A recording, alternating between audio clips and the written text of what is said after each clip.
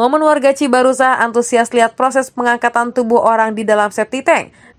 Kerumunan massa terjadi di salah satu rumah warga di Kampung Cekoronjo, Desa Sindang Mulya, Cibarusah, Kabupaten Bekasi pada hari Rabu 5 Februari 2025. Warga sekitar berkumpul di belakang polis lain untuk menyaksikan para petugas membongkar sebuah septic tank.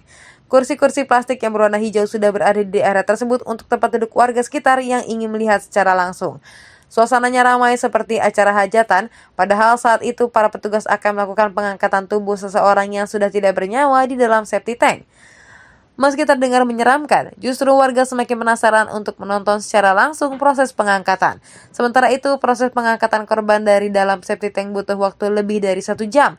Para petugas gabungan baru bisa mengawasi korban sekitar pukul 1:30 siang. Korban adalah seorang wanita parubaya yang harus mengergang nyawa di tangan suami sahnya sendiri.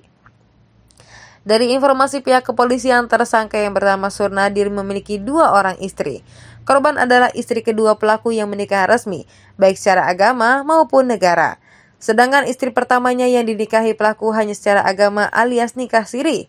Pelaku melakukan aksinya pada tahun 2022 lalu dengan mengikat leher korban menggunakan kerudung. Pelaku memasukkan korban ke septic tank rumahnya dan memiliki kedalaman sekitar 2 meter.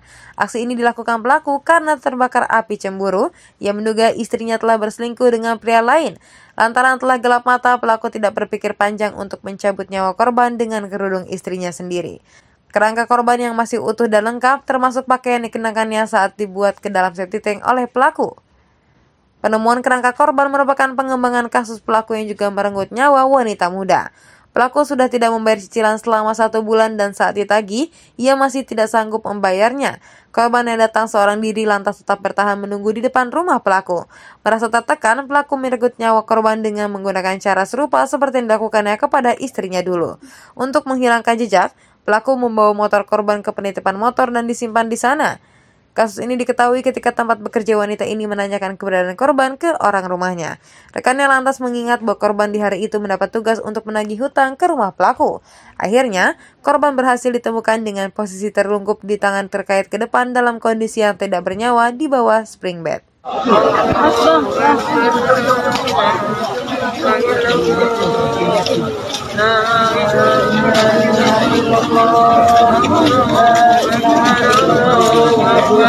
La ilaha illallah.